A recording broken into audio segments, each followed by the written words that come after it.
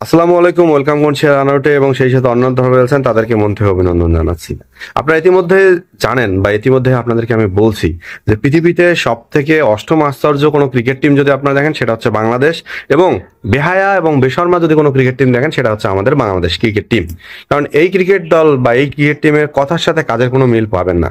আমাদের ঘরোয়া cricket league হচ্ছে, যে ক্রিকেট লিগটাকে যদি আপনারা ঘেটে দেখেন, সেখানে আমাদের ক্যাপ্টেন, আমাদের লর্ড, আমাদের দেখা যাচ্ছে বিশেষজ্ঞ, আমাদের স্বপ্ন দেখানো যে ক্যাপ্টেন, যিনি স্বপ্ন দেখতে ভালোবাসে, তিনি কথায় বিশ্বাসী কাজে বিশ্বাসী না, তিনি হচ্ছে লর্ড শান্ত বা শান্ত নাজমুল হোসেন শান্ত, যিনি এখন পর্যন্ত কোনো রানের দেখা পায়নি। হ্যাঁ, আমাদের বাংলাদেশে যে ন্যাশনাল টিমের যে ক্রিকেটাররা আছে তাদের মধ্যে কিছু কিছু প্লেয়ার, হ্যাঁ, দুই তিনটা ম্যাচ খেলার পর রানের দেখা পেয়েছে, কিন্তু ধারাবাহিক যে একটা রান সেটা কিন্তু পায় নাই।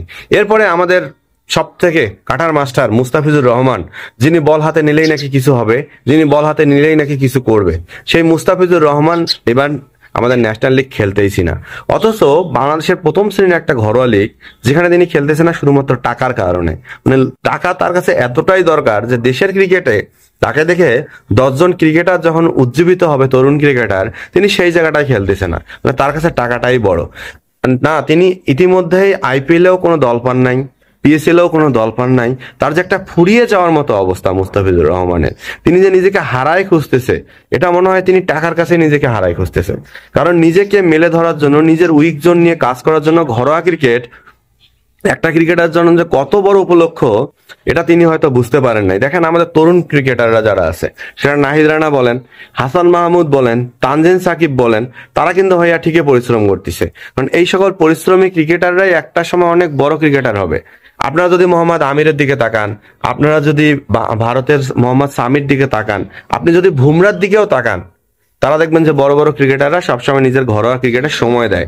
হ্যাঁ, খেলা হোক আর না হোক, তরুণ ক্রিকেটার তোলার জন্য তারা উজ্জীবিত থাকে। কিন্তু আমাদের বাংলাদেশের ক্রিকেটাররা যখনই অনেক বড় হয়ে যায়, তারা ঘরোয়া ক্রিকেটে এসে এমন ভাবটা ধরে, এমন একটা সিচুয়েশনে দাঁড়ায়, আমার মনে হয় তারা হাতির থেকেও বড় কিছু হয়ে যায়, যেটা মুস্তাফিজুর রহমানের ক্ষেত্রেও হয়েছে। মুস্তাফিজুর কি উচিত ছিল না যে তিনি যে এখন অর্ডিনারি বলার হয়ে গেছে, তিনি যে আপস অ্যান্ড ডাউনস এর মধ্যে পড়তেছে, তিনি যে একজন খরুসে বলার হয়ে যাচ্ছে, তাকে ন্যাশনাল টিম থেকে যে কোনো মুহূর্তে বাদ পড়ে যেতে পারে, সেই মুস্তাফিজের কি উচিত ছিল না ঘরোয়া ক্রিকেট খেলার, ঘরোয়া লিগে এসে পারফর্ম করার? টাকাটা ফ্যাক্ট না, তাকে যেটাই দেখ সেটা থেকেই নিয়ে সন্তুষ্ট হয়ে থেকে তিনি ঘরোয়া লিগ খেলার জন্য তার উচিত ছিল না, কিন্তু তিনি সেটা করে নাই। তিনি কি করলো? টাকাটাকে আগে রাখলো। যাই হোক, মুস্তাফিজ গেল, কিন্তু আমাদের বাদ বাকি যারা আছে তারা কিন্তু ঠিকই ভালো পরিশ্রম করতেছে, ভালো পারফরমেন্স করতেছে। তানজিদ তামিম, তিনি রান করতেছে, জাকির আলী অনিক রান করতেছে, জাকির হাসান রান করতেছে, হ্যাঁ, আমাদের নতুন যিনি তরুণ তুর্কি তাওহিদ হৃদয়, তিনিও রান করতেছে। ঘরোয়া লিগ মানে কি?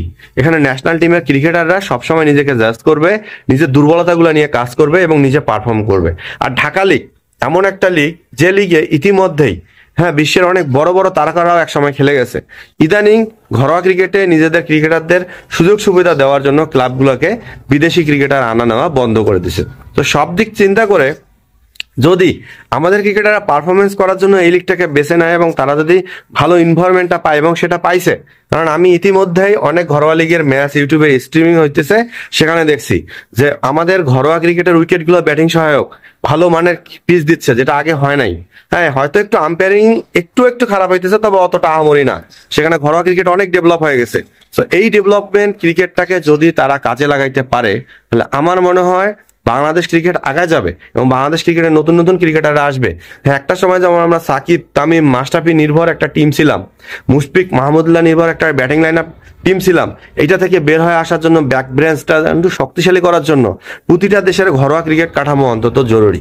দেখেন, এই যে আমাদের খেলা শেষ হয়ে যাবে ঘরোয়া ক্রিকেট লিগ, এরপর কত বছর পর আবার ক্রিকেট লিগ হবে ঠিক ঠিকানা নাই। বছরে একটা লিগ নিয়েই সন্তুষ্ট থাকতে হয়। অপরদিকে আপনারা যদি আফগানিস্তানের দিকে তাকান, সেখানে দেখবেন ঘরোয়া লিগে এতটাই ব্যস্ত থাকে ক্রিকেটাররা, শুধুমাত্র ন্যাশনাল ডিউটি ব্যতীত 12 বছর তারা ক্রিকেট খেলতে আছে, 12 মাস তারা ক্রিকেটের উপরে আছে। আপনার পার্শ্ববর্তী দেশ ইন্ডিয়াতেও যদি দেখেন, একের পর এক ট্রফি চলতে আছে। সেখানে আমাদের দেশে ওই একটা ঢাকা লিগ হবে, একটা ন্যাশনাল লিগ হবে, এটা নিয়ে আমাদের প্লেয়াররা সন্তুষ্ট থাকবে।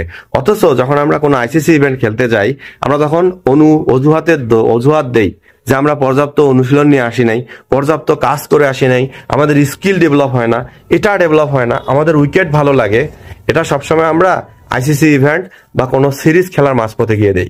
অথচ যখন ঘরোয়া লিগ হয় তখন আমরা টাকার জন্য খেলি না। এই হচ্ছে আমাদের বাংলাদেশের হজবঙ্গ টিমের অবস্থা। আর রান আউটে যারা দেখছেন আপনাদের মন্তব্যগুলো অবশ্যই জানায়েন এবং সাবস্ক্রাইব করতে ভুলেন না কিন্তু।